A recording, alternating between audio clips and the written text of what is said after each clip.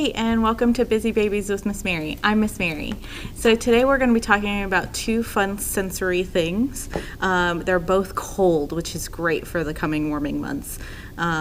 So first we have ice skating animals. So for this, it's super simple. You just take a baking sheet or any kind of flat pan that has a lip on it, put some water in it, and freeze it. And then you can take animals, or you can use any kind of any kind of toys that you have around the house. You could use Legos, you could use cars, anything like that, and put them in an ice cube tray and fill it with water and then freeze those as well. And so what they're going to do now is the kids can just push them across the ice like they're ice skating.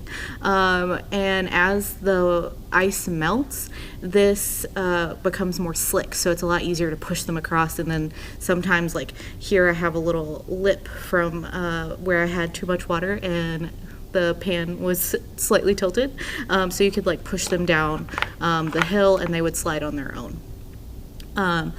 This is a lot of fun because it also introduces the differences in how water turns into ice and what happens whenever it melts. So you can incorporate that however you would like. And then for our second sensory one is this one. It's a lot of fun. So basically all this is a pan filled with shaving cream and some food coloring. And I froze it, and I also put animals in it before I froze it.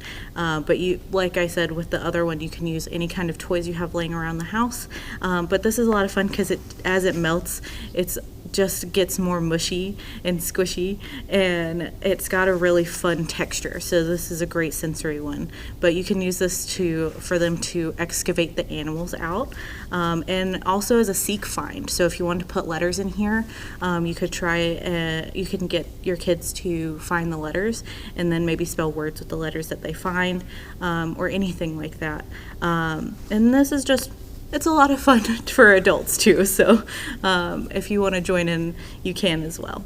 So thank you so much for joining us for Busy Babies today.